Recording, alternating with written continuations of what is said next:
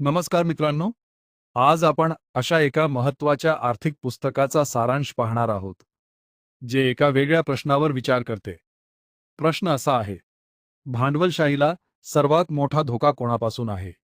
काही लोक म्हणतील सरकारपासून, काही म्हणतील स्पर्धेपासून, पण या पुस्तकातील लेखक सांगतात कधी-कधी धोका बाहेरून नसतो, तो स्वतः भांडवलशाहीच्या आतून निर्माण होतो. या पुस्तकाचे नाव आहे सेव्हिंग कॅपिटलिझम फ्रॉम द कॅपिटलिस्ट्स आणि याचे लेखक आहेत रघुराम राजन आणि लुईगी झिंगेल्स. या पुस्तकाचा मुख्य विचार आहे खरी भांडवलशाही म्हणजे मुक्त स्पर्धा, संधी आणि इनोव्हेशन. पण जेव्हा शक्तिशाली लोक व्यवस्था स्वतःच्या फायद्यासाठी बदलतात, तेव्हा कॅपिटलिझम कमजोर होऊ शकते. चॅप्टर 1: कॅपिटलिझमचे मूळ तत्व. कॅपिटलिझम म्हणजे फक्त पैसा कमावण्याची व्यवस्था नाही. त्याचे मुख्य आधार आहेत private ownership, competition, innovation, free market. जेव्हा नवीन व्यक्ती किंवा कंपनी बाजारात येऊ शकते, तेव्हा नवीन कल्पना आणि सुधारणा निर्माण होतात. स्पर्धा कंपन्यांना चांगले प्रोडक्ट आणि सर्व्हिस देण्यास भाग पाडते. चॅप्टर 2: कॅपिटलिस्ट्स आणि कॅपिटलिझममधील फरक. पुस्तकातील एक महत्त्वाचा विचार: कॅपिटलिस्ट्स आणि कॅपिटलिझम हे एकच नाहीत. कॅपिटलिस्ट्स म्हणजे जे लोक किंवा संस्था भांडवल वापरून व्यवसाय करतात.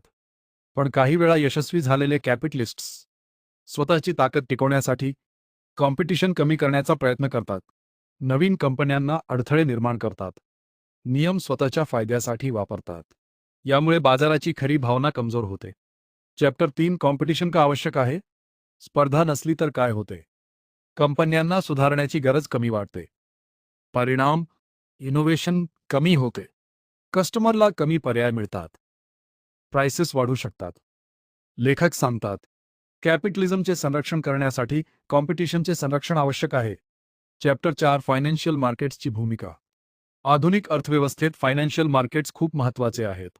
ते मदत करतात नवीन व्यवसायांना पैसा मिळवून देणे, इनोव्हेशनला सपोर्ट करणे, ऑन्ट्रेप्रोनर्सला संधी देणे. पण जर फायनान्शियल सिस्टम काही मोठ्या संस्थांच्या नियंत्रणात गेले, तर नवीन लोकांसाठी संधी कमी होऊ शकते. चॅप्टर 5: सरकारची भूमिका.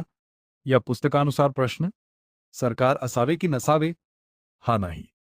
खरा प्रश्न आहे सरकारची भूमिका काय असावी. सरकारने फेअर कॉम्पिटिशन ठेवावी, मोनोपॉली रोखावी, ट्रान्सपेरंट रूल्स तयार करावे. पण मार्केटच्या प्रत्येक निर्णयावर नियंत्रण ठेवणेही योग्य नाही. चॅप्टर 6: मोनोपॉली आणि पॉवर. जेव्हा एखादी कंपनी खूप शक्तिशाली होते, तेव्हा ती बाजारावर प्रभाव टाकू शकते. मोनोपॉलीमुळे नवीन कंपन्यांना